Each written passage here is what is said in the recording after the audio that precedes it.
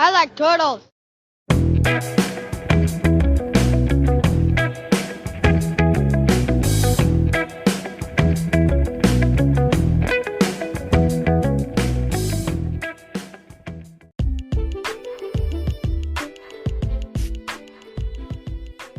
Good afternoon, one and all. Hope you're well. This is episode 28 of Strength for Tomorrow Radio. Stuart Thompson here. Hope you've had a great week, and of course, hopefully this is the crowning moment of your week. Last week we had Melanie Nolan on, and what a fun little episode that was. You just can't help but be in a good mood after hanging out with Melanie. You know, she's just such a lot of fun. She doesn't take herself too seriously, she has a laugh, but then she just chimes in with some deeper, more challenging thoughts, and she's just got such a charitable heart. On behalf of Melanie and the Smiles Foundation, thank you so much to everyone who has contributed to her 30,000 rep skipping challenge. And if you don't know what that is, Melanie has been raising money for the Smiles Foundation by skipping 1,000 reps every single day throughout the month of November. So we're over halfway. She's already hit her target of £1,000. She's well beyond that now, actually. So, you know, who knows what she can get before the end of the month. And, you know, there's still time to give. And I know that she would really appreciate it, as would all of the needy people that it will be going to helping this Christmas and going into 2022. Today we're going to be chatting about prenatal fitness, so let's get into it.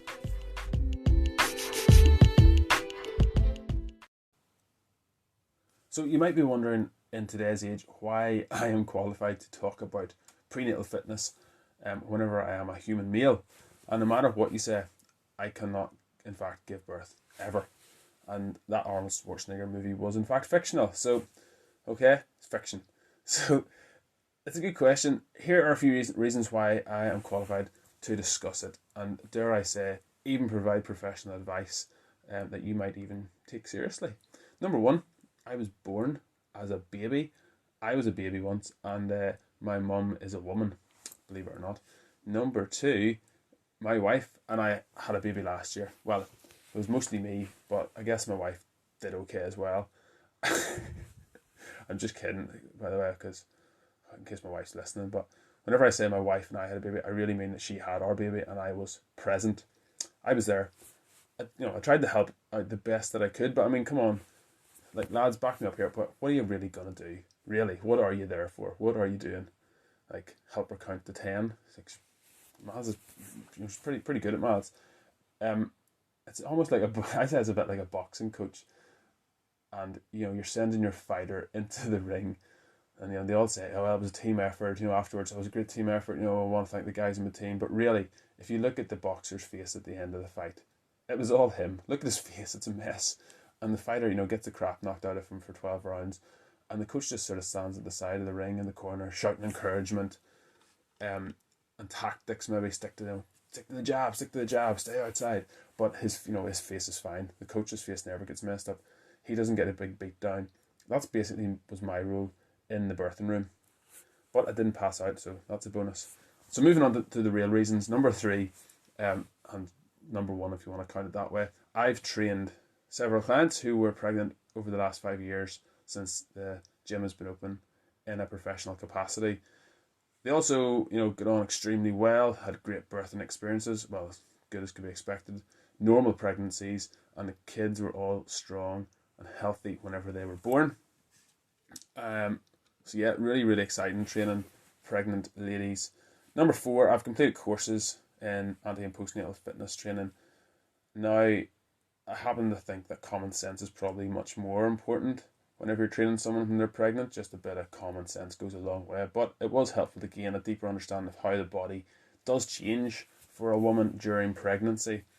And then number five, I try to keep myself up to date with the latest guidance and findings whenever it comes to exercising while pregnant. There's certain things that they did 20 years ago or didn't do 20 years ago that they do now, and vice versa. I have a few go-to resources which are really, really great for both trainers and for people who are pregnant and want to train as well. Sorry, not people, women who are pregnant. People can't get pregnant, women get pregnant. To help them train as safely and as effectively as possible. One called Girls Gone Strong, you should check it out, and Brunel Education, really, really good as well. Really great resources, and there's some good courses as well. Some of them free as well, I should point out, so it's worth doing if you're interested. So that's a brief background on my experience of training ladies in antenatal fitness and postnatal fitness, in spite of the fact that I am in fact a human male. There is a lot of fear regarding training while pregnant. There's also a lot of judgment. There's a lot of ignorance, rudeness, and irrational, illogical thinking around the topic of antenatal fitness. By the way, I'm going to start calling it prenatal fitness from now on for the rest of this podcast because it makes more sense, even if it makes me sound a bit less educated. I don't really care. It's going to be easier for you to understand and for me to say. So, whenever you only have to go online, you'll see comments and jibes on social media under videos of or photos of people doing exercise whenever they're pregnant and got a bit of a bump, and you know what I'm talking about. If a lady has a bump and she posts a picture in her gym or after a workout, and you don't have to scroll very far and you'll see comments underneath saying, "Be careful there, babes," or "Are you sure that's safe?" That kind of thing. I remember my wife got some private messages whenever we were on holiday in Malta and she was pregnant, and it was saying stuff like, "OMG, what are you doing jumping into the water? You're pregnant!" Exclamation mark. It was like it was a video she put up. I think it was Insta stories of her jumping into the sea from the edge of a rock, and the sea was literally 1 to 2 feet below the rock. It wasn't like she was jumping off a huge cliff or anything dramatic. It was literally just jumping into the water. Like the pool wouldn't have been any lower down from the edge of the pool. So that I only probably hear and see about half of it because I'm a guy, and what I have seen is pretty shocking. The judgment is pretty shocking, and the ignorance, and quite often it's actually from well-meaning people. It's not it's not like they're trying to be all authoritarian or trying to run your life like I don't know politicians do. It seems to come from an irrational fear and a lack of knowledge around fitness and pregnancy. And in fact, I would say there's an argument to be made that a baby is being put at even more risk from a sedentary lifestyle. There are risk factors that are associated with sedentary lifestyle that are not associated with an active lifestyle, and you are increasing the chances of your baby not having a normal pregnancy and a birthing experience if you are sedentary. Just to put that out there, there are studies behind it, and there's also lots of anecdotal evidence as well. But there's lots of evidence to suggest that exercise will help to make the birth and recovery go much better for the mother as well as the baby.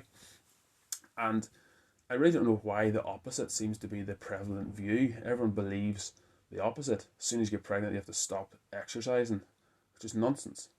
I'm going to blame the media because, let's face it, we're constantly bombarded with messages, whether it's mainstream news or whether it's magazines or whether it's Twitter, Instagram, Facebook, whatever, and then people perpetuate those things that they see, and whether they're true or not. It's usually the media's fault for propagating incorrect information about things that they have absolutely no idea about, or they want to breed fear so they can breed more fear and then get more attention, etc., etc., etc. We know how it works, right? We've been around the last 2 years, know how it works. Anyway, we're going to debunk a lot of the nonsense out there, the myths that are out there regarding prenatal training, and give you the need to know information so that you can decide what exercise to do, what not to do, how to make adjustments with each term, as well as the benefits, and know the actual risks. And it's all going to be based upon real data and guidance from experts, not media hyperbole from journalists who were field novelists. So, just what are the benefits of exercising whenever you're pregnant? From a scientific point of view, I mean, not just like made up stuff. So, in spite of what you might have heard, the consensus now is generally that exercise during pregnancy is beneficial to both mother and baby. Unless, of course, there are contraindications, and we will discuss those a little bit later on. But first of all, what are the benefits? Why should you train when you're pregnant? You're probably thinking, well, you're a trainer, Stuart, you're going to say we should train all the time. What is the payback? But I'm going to give you both sides of the story. I'm going to give you examples of how training can help, and also who should and should not train, when you should stop training, if it's necessary to, all that stuff. So we'll get stuck in first of all, the benefits of exercise during pregnancy. So first of all, it improves the well-being of the mother and the baby, both physically and mentally. We all know that exercise is great for dealing with mental illness, the symptoms of it, and whenever you exercise when pregnant, you really do set yourself up well to cope with or reduce the impact of potential postpartum depression, which is a very, very real thing, and it's a very important thing to understand and recognize. The next thing is there are lots of undesirable impacts of pregnancy. Now, everyone likes getting the baby out the other end, right? And they're going, oh, it's a baby, yeah. Everyone loves that bit, it's exciting, it's beautiful, all that. But there are a lot of undesirable things that happen along the way to a woman that thankfully I will never know anything about. I don't want to keep banging on about that, but it's important because it's coming from a man's perspective. So I want to recognise the fact that if you're listening to this as a lady, there are lots of things you're going to have to go through. Things like leg cramps, these are all unavoidable. Now, you can reduce the impact of them because of exercise. Exercise can help deal with them and reduce the impact or reduce the chances of them occurring, but they're largely unavoidable. Things like leg cramps, carpal tunnel syndrome, high blood pressure, low blood pressure, constipation, varicose veins, gestational diabetes, blood clots, fatigue, bloating, hemorrhoids, etc., etc., etc. There's lots of little things that can creep in and cause more complications than are necessary. Not you want any complications, but whenever you exercise, you can reduce all the chances of all those things happening, and if you do get them, the severity of them. So if you've never had a baby, this is what you have to look forward to. I'm not trying to put you off having a baby. Good news is, according to my wife, it is all worth it. The good news is, as I said, whenever you exercise, you can reduce the impact of all these. They have been shown to help. Now, the next thing is, whenever you're pregnant, it's pretty hard not to gain weight. In fact, you kind of need to gain weight, don't you, in order to have a healthy baby. It would be a lot more concerning if, you stayed the same weight for the 9 months, scales never budged. That would be more concerning, I would say. And it's a really hard truth for many expectant mothers to deal with, but if you exercise throughout, it really does help you keep you at a healthy weight and helps prevent unnecessary weight gain during your pregnancy. And this is something a lot of mothers think about only after they've had the baby, and then they're struggling to get rid of some of that body fat that they've put on during pregnancy. Now, some body fat is going to be put on. You kind of need to, again, for a healthy pregnancy and to protect the baby. Some body fat does need to be put on. It's natural, it's normal, I get all that. Now, it doesn't mean it's a free pass to eat whatever you want. You still need to eat well. You still need to eat plenty of your macronutrients and micronutrients. You need to get a good balance, and you don't need to be eating McDonald's, Burger King, etc., etc. But if you can exercise, a really underrated benefit from exercise is dealing with your weight and managing your weight. And it's not discussed. Doctors don't discuss it. Probably midwives don't discuss it. And it's not really talked about much, but it is a very real issue that mothers have to deal with after the birth. And I hear the other end of it. I'm a PT, so I hear the other end of it. I'm who they give a call to whenever they're trying to shift some baby weight after they've had the baby.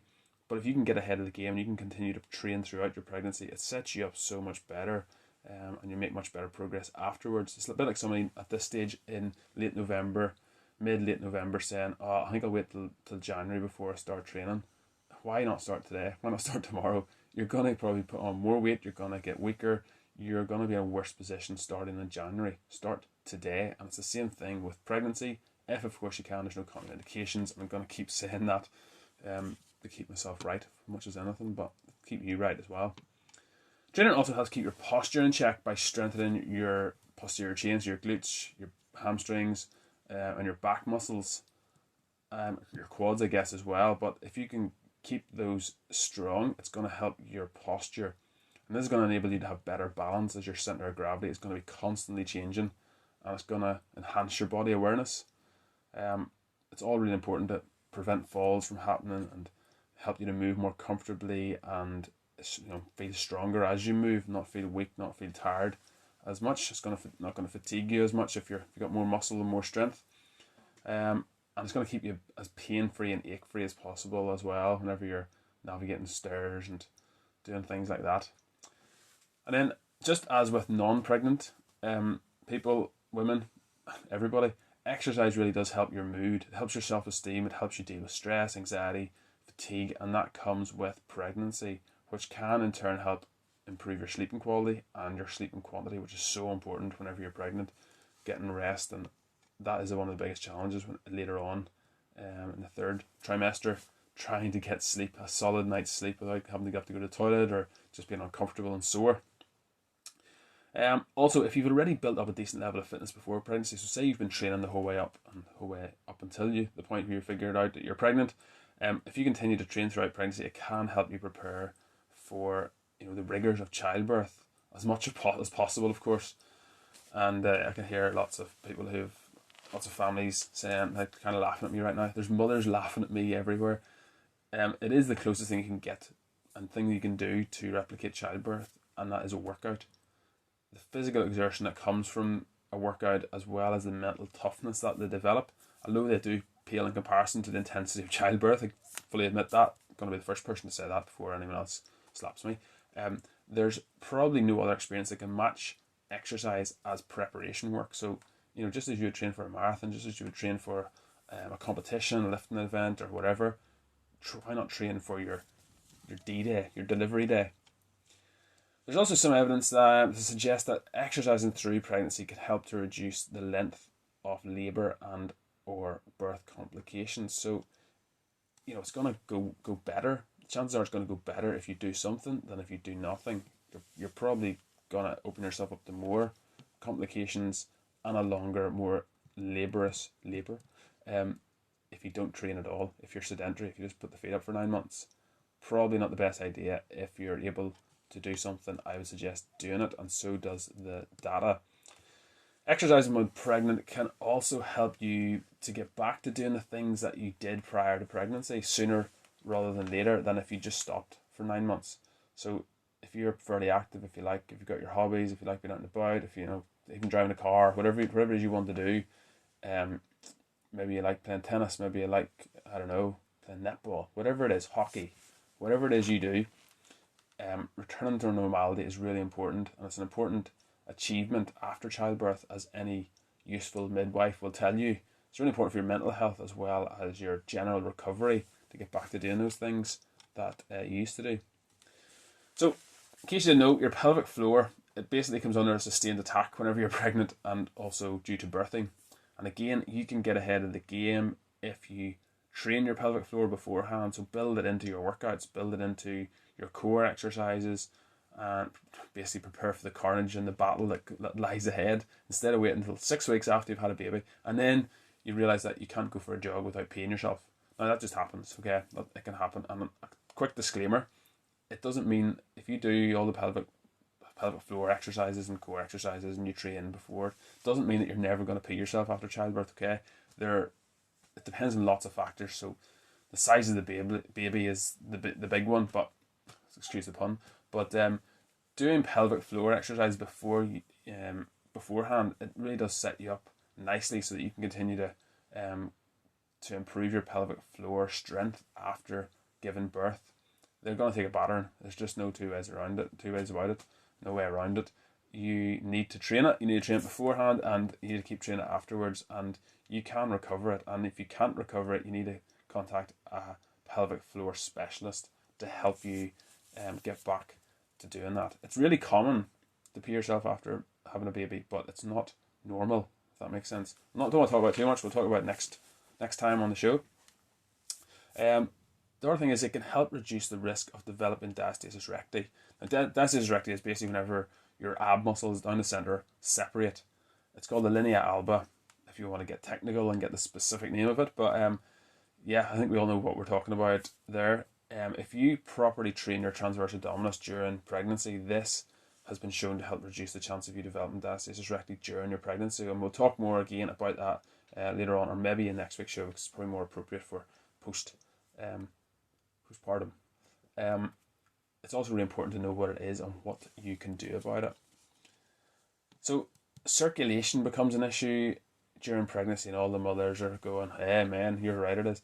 And one of the great benefits of exercise, again, for people who are pregnant or if you're not pregnant, it helps improve your circulation. So poor circulation can lead to other complications. So this is a major benefit of exercise whenever you consider whenever you're pregnant. And lastly, exercise can help you reduce the wear and tear on your joints, which become loose during pregnancy. And this is due to hormonal changes, mainly because of the increased production of the hormone relaxin. How does exercise help? Well, whenever you move, you're going to produce synovial fluid in your joints, and that's going to lubricate your joints. The other benefit is if you can keep strong muscles and you don't just kind of succumb to atrophy and let your muscles waste away. If you can maintain strong muscles, that's going to help take pressure off your joints as well and support your frame much better than just getting weaker every day during the 9 months. So the next question is, when should you not exercise? And if you ask your average PT, they might say, well, everyone should exercise, should always exercise. It's good for you, it's good for everybody, even pregnant people. But there are certain conditions and certain situations that mean it might not be wise for you to exercise whenever you're pregnant. So if you have any of the following, exercise when pregnant is a complete no-no.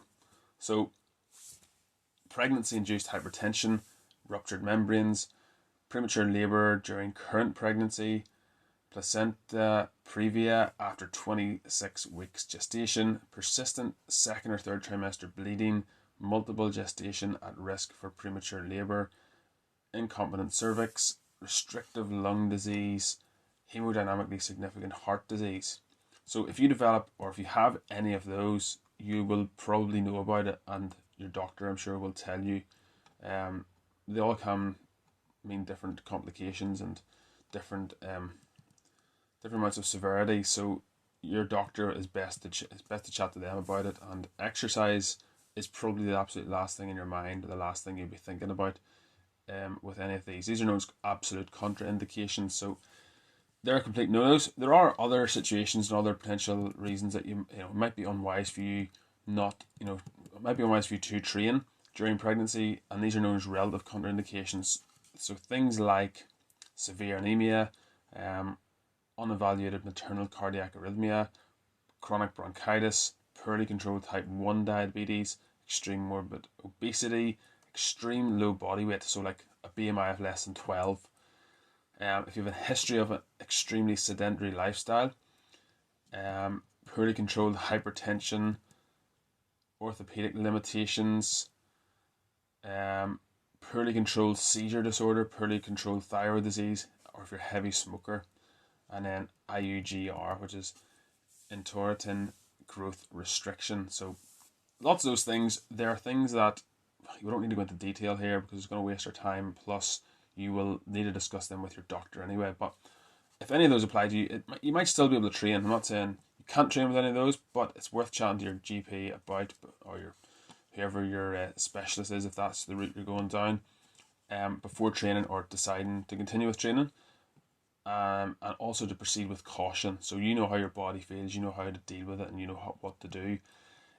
If any of the above applies to you, but you aren't pregnant yet, the good news is you might still be able to do something about it. So, for example, if you're smoking, stop smoking. Try to get to a healthy weight, whether that's up or down, wherever you are. For most of us, it's down, right? Exercise regularly, eat better, and just generally take care of yourself. Get plenty of sleep. Drink plenty of water, eat plenty of protein, eat plenty of good carbohydrates, nuts, seeds, fruit, veg. We all know what we should be doing, right? So just doing those 4 or 5 things can solve a lot of those contraindications that were mentioned earlier. Not all of them, I get that, but a lot of them. If the genetic lottery happens to be stacked heavily against you, I get it. You can't really do much about some of it, unfortunately, but proceed with caution. So those are some of the things you need to be aware of, and you need to maybe just tread a little more carefully whenever it comes to exercise if you are pregnant. So if you are going to continue training during your pregnancy, or you're thinking of starting to train now that you know you're pregnant, what should you do and what should you not do? Quite often, it's easier to cite all the things that pregnant ladies should not do when pregnant, and it can make it really difficult to think of exercises or training approaches that you can actually do. A key caveat, of course, it depends on what you did before you were pregnant. So if you were used to running 10Ks, or if you're someone who lifts heavy weights regularly, then you're able to do so much more, and what is advisable is going to be much different to someone who's completely untrained, detrained, sedentary. So that's the first thing that needs to be said. If you're already strong, if you're already fit, you're already healthy, keep doing those things. Keep doing what you're doing. Now, you might have to reduce the intensity slightly. You might have to make some adjustments as you go through it, which we will discuss briefly right now. So the first thing is floor work. So a common piece of knowledge that everyone seems to know when it comes to pregnancy is don't lie on your back, don't lie on your back. I don't know how, but everyone, even little kids, seem to know this general piece of knowledge. It's got its way around. So it has meant that a lot of floor exercises have been ruled out. But in recent years, experts in the field, both in the medical field and also training and fitness um, industry, have kind of come to the conclusion that it's not as dangerous as they initially thought, and it's actually advised now. The guidance has changed for this. So basically, floor exercises, which involve you lying on your back in the supine position, is the official name for it. They're absolutely fine unless you start to feel faint, dizzy, nauseous, lightheaded, or your breathing happens to change excessively. So if that happens, then simply roll safely out of that position. But that old piece of knowledge is not as useful as you might think anymore. So don't be afraid to do that one, and just be aware of the signs. Get to know your own body and get to know how it feels. Now the next question that perhaps needs to be asked is, what do you need to be on the floor doing exercises? And more often than not, floor exercises which involve you lying on your back, they tend to be core exercises, and more specifically ab exercises, rectus abdominis exercises like the six-pack muscles, crunches, etc. The problem is it's probably best to leave these muscles alone as you progress through pregnancy, because they're going to get stretched and tight anyway, and they're going to get a lot of pressure on them. There's lots of other excellent core exercises that you can use that are really, really helpful whenever you're pregnant, rather than potentially problematic ones down the line. So things like suitcase carries, farmer carries, the Palloff press, bird dog. Those are just to name a few. There's lots of other variations, but things that are not going to hit your rectus abdominis muscles too intensely. Another area that you want to think about, and it's important to keep training whenever you are pregnant, are the hips. So the hips are obviously really important for childbirth, as you can imagine.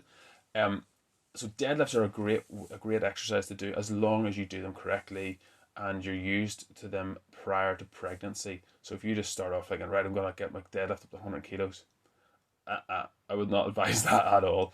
Now you might be used to lifting pretty heavy. Maybe you're a really strong lady, and that's absolutely fine. You can continue to lift heavy-ish, but it's probably a good idea to reduce the intensity, reduce the weight as you approach the D-Day, as you approach delivery day, as you get through your pregnancy. You probably want to just drop it down, go a little bit lighter, and not attempt to break any records or personal bests the further you get into your pregnancy.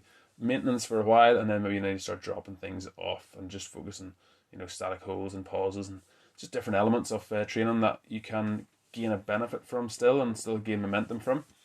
Other things are hip thrusts. You can do those on the floor, like we said. You can lie on the floor and try and do them, or you can do them off of a bench. Bench hip thrusts are a really great alternative to deadlifts, and they also strengthen your posterior chain muscles, so your glutes, hamstrings, lower back.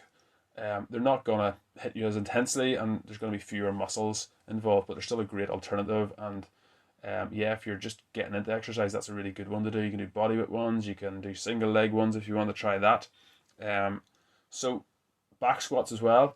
They're another great exercise to include during pregnancy. In fact, almost every type of squat is a great one to do at any time. So goblet squats, dumbbell squats, all of that, great exercises, and are going to strengthen, again, your hips, hamstrings, glutes, and quads, and a bit of core as well. So all of these exercises will enable you to get strong, or more importantly, to stay strong. So if you're really training, get strong now before you get pregnant, and try and hold on to it, and that'll be your best bet. Do the prep work now. Don't just wait to get pregnant and then start thinking about training. Like we mentioned, strengthening our posterior chain, or maintaining posterior chain strength, is so important during pregnancy, as it's going to help your balance. It's going to help prevent fatigue. It's going to enable you to carry out tasks that really start to become tiresome and wearisome and challenging whenever you are pregnant. You've got that big bump out in front of you. If you are stronger, moving extra weight that occurs during pregnancy is going to feel way easier.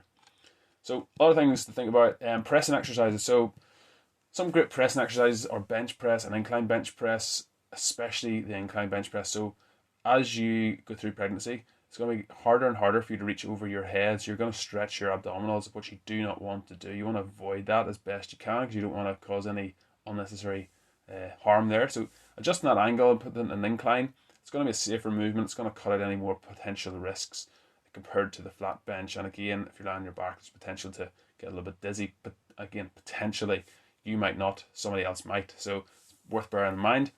So they're great exercises. Pull-in exercises, so dumbbell bent over rows, TRX row, ring rows, one arm, dumbbell one arm rows of a bench are a great one as well.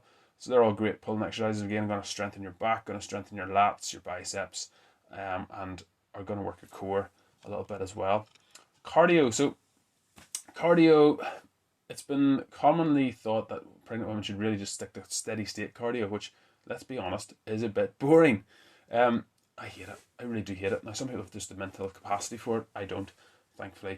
But in the past, the reason for that is it kind of keeps your heart rate sort of medium level. It's not going to spike. It's not going to drop. But more recently, there's been studies done, and they found that, you know, if you put in like 15 seconds, 6 to 15 second higher intensity intervals, at a pretty moderate intensity, they're going to increase your energy expenditure by almost 30%. So in other words, women in this study, they worked hard during the interval, but found the overall rate of perceived exertion to be similar to a steady state form of cardio. So this was cycling they did, but you could apply it to pretty much anything, I guess. So this basically means that there is a possibility you can create, you know, a program for yourself, an exercise program when you're pregnant that's going to maximize how much energy you expend for the same amount of time, but it's going to make you feel like you're exerting more. But it's interesting.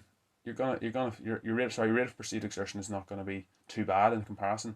That's the point of the study. Enjoyment of exercise was also seen to be higher with interval training compared to the continuous steady state. Like we said, it's boring. It really is boring.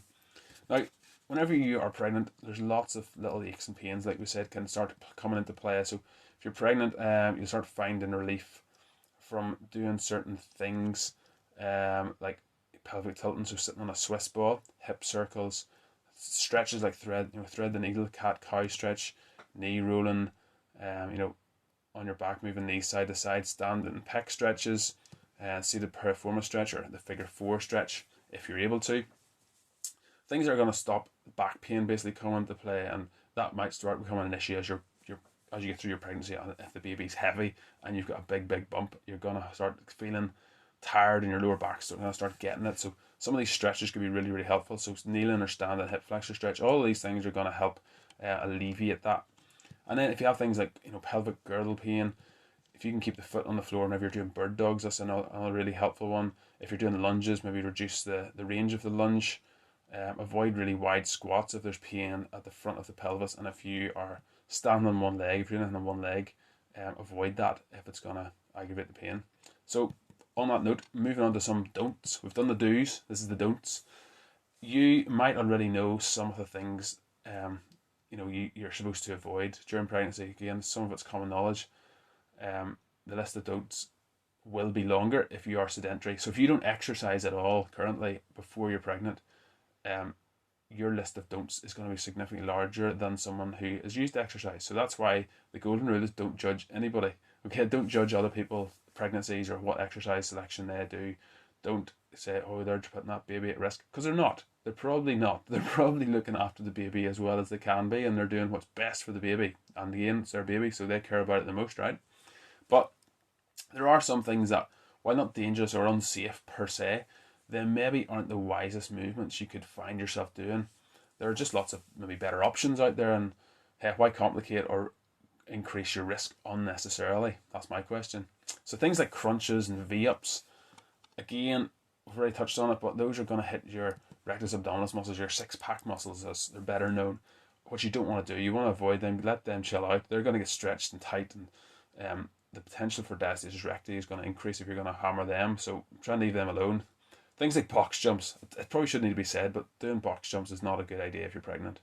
And I know maybe there's CrossFitters are gonna, like hardcore CrossFitters are gonna like beat me up for saying that, but it's true. And just because I said it doesn't mean you have to go and prove me wrong by doing them. But I'm just saying it's probably not the best idea because it's going to increase your risk of falling. There's an increased, as your body weight increases and you're constantly changing center of gravity, it's going to cause you balance issues. And besides that, they're just unnecessary. What is the point? You don't need to increase your power and your explosiveness when you're pregnant. That's the last thing you need to think about. Things like lunges or single leg work, high step ups. There's the risk of falling.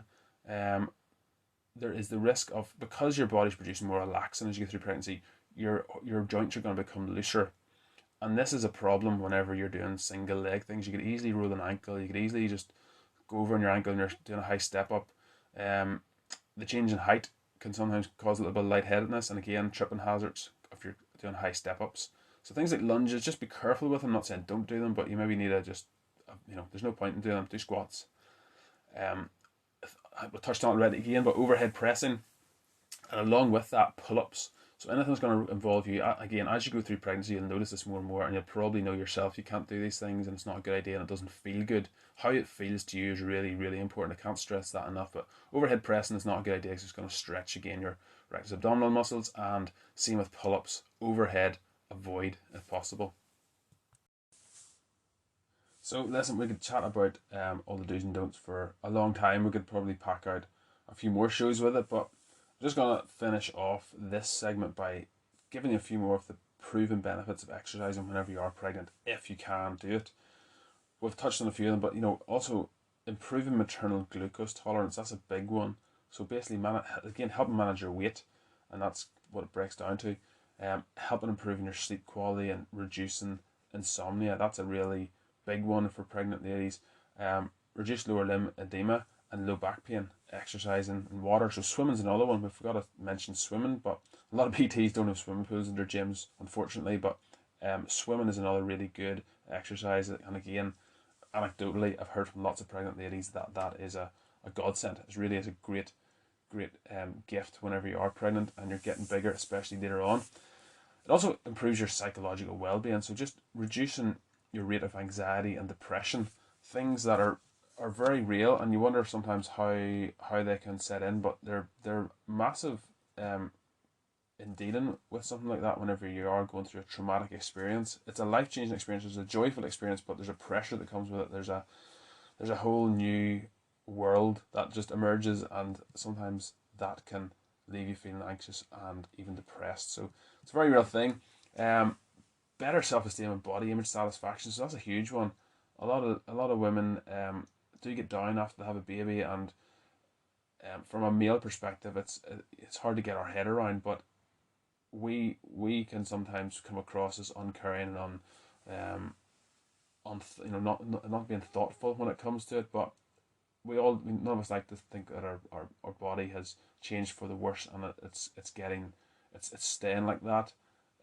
Women sacrifice so much, and especially some women who've worked really hard on their body. I can feel like the world's crashed around them because they've done so much, and then all of a sudden they've got a bit more saggy skin, or there's a bit more body fat there, and it can really hurt self-esteem. So if you can, like we said earlier, if you can continue exercising through that, it can really lift your self-esteem and your body image satisfaction, and those again are connected with your levels of mental well-being.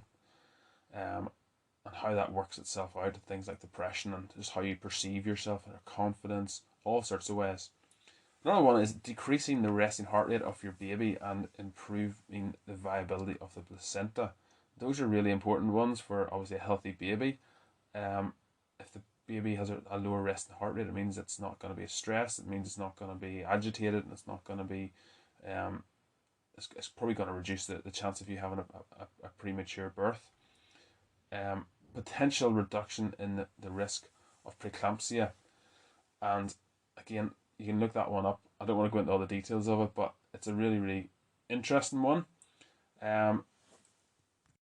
Basically, it's whenever you have persistent high blood pressure during pregnancy, and you get things like high levels of protein in your urine, decreased blood platelets, things like that, or just general trouble with your kidneys, liver, maybe some fluid in your lungs, and even things like seizures. So it's certainly can be a pretty serious thing, but exercise has been shown to reduce the risk of developing that. Another one is lowering the birth weight of the baby, which sounds like a bad thing, but if I was born, I was 10 pounds 4 ounces, so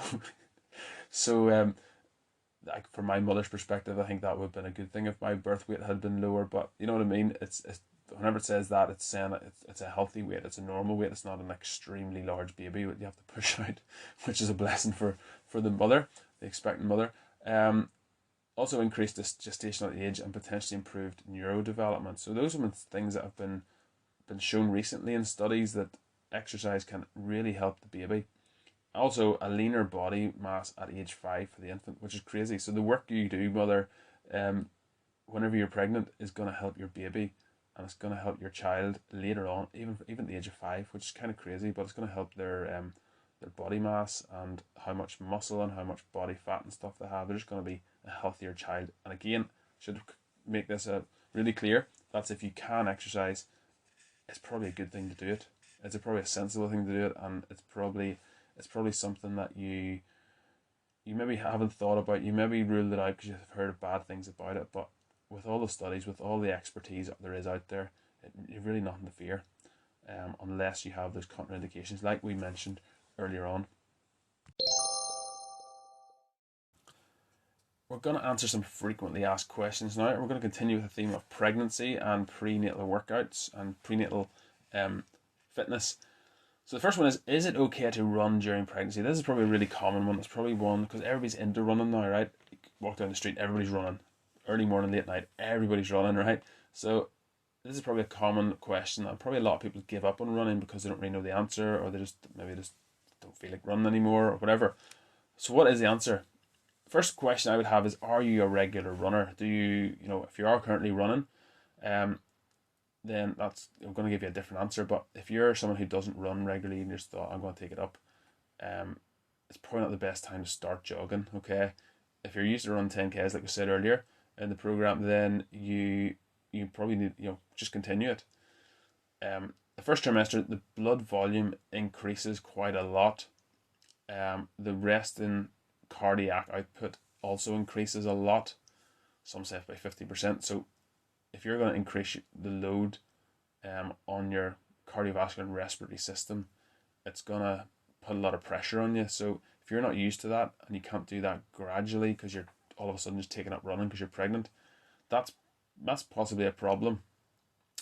Now, if you were running before you get pregnant, you are probably going to be able to accommodate any changes in extra workload more easily. It's kind of like, instead of running uphill, it's going to be more workload, right? And if you're used to kind of a more intense levels of exercise, like fell running, stuff like that, hill running, if you're going to try and adapt to that, it's going to be a lot easier than someone who's never worked out or ran before, right? Same thing. Like, if you're going to try and run, is it going to be easier to run the flat or uphill? That's what I would look at it from a common sense point of view. Then from like a kind of muscular skeletal perspective, if your joints, bones, muscle are used to the impact, used to the rigors of jogging and running, you're going to be able to cope better with the loading on your pelvic floor and all your ab muscles as the baby gets bigger, as it gets heavier, as the placenta gets bigger, and all the other changes that come along with your body. So that's something else to think about. The other thing is, has your doctor cleared you? So a lot of people rely too heavily on their doctor, to be perfectly honest, and they want the doctor to give them a note for everything. But what I'm saying is, you need to take responsibility for it. But chat with your doctor. If you have any pre-existing medical conditions, if you have things that in your medical history, I'm not going to list them because there's so many potential ones. We've talked about some of them in this program already, but it's important that you do have a chat with your doctor, have a chat with your GP, and make sure that you're safe enough to run. So things like if you've got any cardiovascular, respiratory, or metabolic, or even neurological conditions, you might need to discuss those with them, and then they might advise you against running. Possibly even like something like an incompetent cervix is something that can put you at a higher risk of miscarriage. So running, it obviously involves a lot of loading onto your cervix, and this would be considered a contraindication. This would be considered something that is gonna put a lot of pressure and undue stress in that area. If you have something like a low-lying placenta, especially if it covers the cervix, that would also be a contraindication for running. So there's other ones as well, but things like that, just have a chat with your doctor, and if your doctor highlights anything, maybe you go and get your scan, and they tell you whatever is happening, your consultant or whoever's doing it, midwife, whatever route you take. If you do that and they uncover some certain things, ask them. Get their advice, get their feedback, and don't be afraid to ask questions. So other thing is, do you have any kind of do you have any pelvic floor issues? So maybe you've had a baby already. Do you do you maybe wee yourself whenever you cough or you sneeze, or you do skipping, or you run, or laughing even, if you do that? Or do you have any heaviness or dragging around the perineum? Especially if you've already done exercise and you've spent a long time on your feet.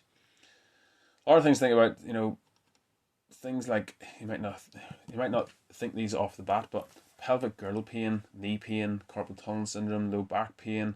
There's all sorts of things that maybe make running a bad choice for you. If you've been through pregnancy and birth before, there might have been trauma. Maybe maybe you've all sorts of other things, repercussions from that. Maybe you had issues with your recovery. There's all sorts of musculoskeletal issues can kind of pop up whenever you're pregnant, and they can be because of the increased weight. As we said before, there's changes in your center of gravity, balance, sleep, stress, fatigue, and then just changes in your muscular system. So things like your abdominal wall getting stretched, like we said, more loading on your pelvic floor. There's all sorts of things. Other question to think about are you aware of signs and symptoms? Maybe that there are things that you maybe need to be aware of. So bulging or straining in the linea alba, like we said, your diastasis recti, chest pain, headaches, dizziness, calf pain. If you're even short of breath before you've even done exercise, maybe you're leaking blood, maybe incontinence, like we said, maybe you're just pain in your pelvis, your lower back, in your joints. As we said as well, you're producing relaxants, so your joints will become more loose and more unstable. So those are some things maybe you need to make an executive decision and just say, tell you what, actually, it might not be a good idea to do that. So yeah, it's one of those ones. Again, you're in charge. You can take advice from me. You can take advice from your midwife. You can take advice from your doctor. But at the end of the day, you have to make the decision. You know how your body feels better than anybody. So if it doesn't feel right, don't do it. If it doesn't feel right and you want a second opinion, ask your doctor. More likely to tell you no, just to be on the safe side, because I don't want to be responsible for it, right? So yeah, it's an interesting one, and again, there's so many ifs and buts and so many caveats to it, and there's so many maybes. But you need to decide based upon all that information and much, much more whenever you ask your doctor and have an in-depth conversation about it, what to do, whether you should start running or whether you should continue running. You probably shouldn't start running if you haven't done it before. Next frequently asked question is, should you do high impact training while pregnant? So high impact training would be things like just jumping about. Maybe you could do it in boot camps, jumping squats, box jumps like we already talked about. Things that are gonna skipping. I guess there's all sorts of things, isn't there? Running, like we already said. Again, the caveat is it depends. It really depends on, have you been training already?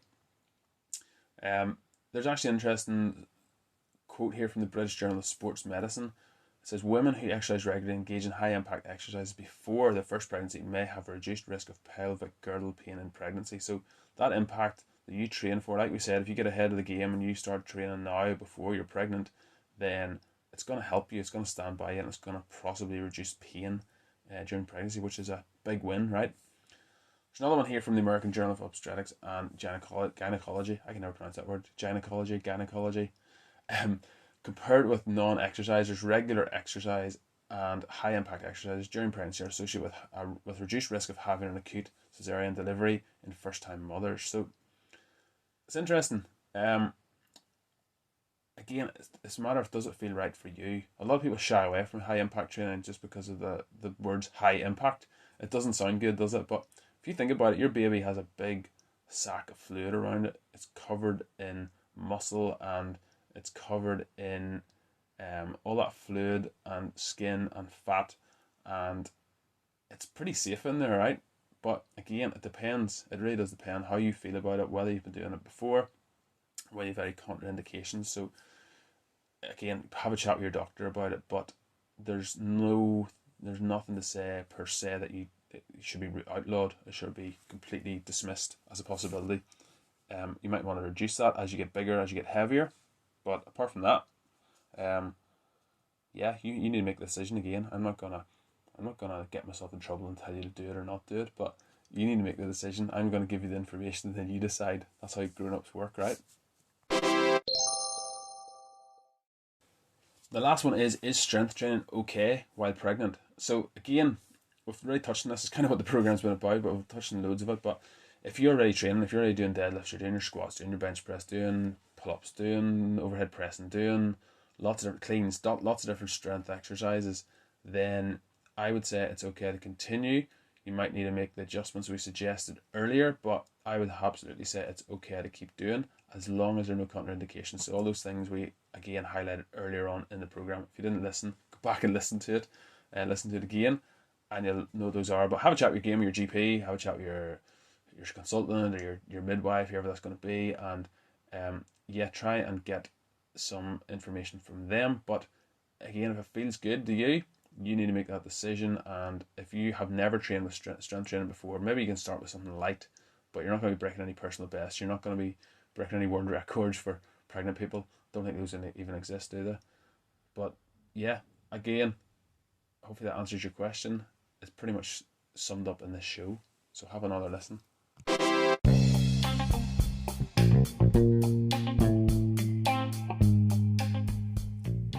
Right, gonna do joke of the week now, and this one is kind of appropriate because we're talking about prenatal exercise and stuff, and families and kids and all. So a dad is washing his car with his son. After a moment, the son asks his father, "Dad, do you think we could do this with a sponge now instead?" Takes you a minute, doesn't it? I think it's a great one. It's all in the wording, right?